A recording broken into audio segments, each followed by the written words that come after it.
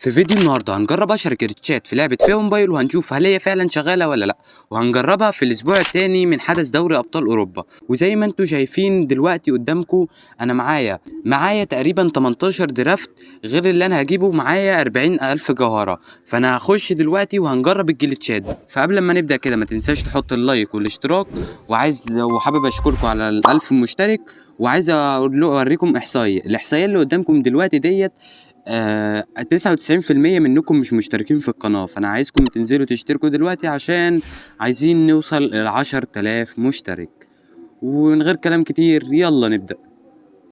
وديت منظر التشكيلة اللي هنبدأ بيها، ولازم نوصل بالجليتشات اللي احنا هنفتحها ونفتح الدرافتات. لازم نوصل للتشكيلة ديت لأوفر 110.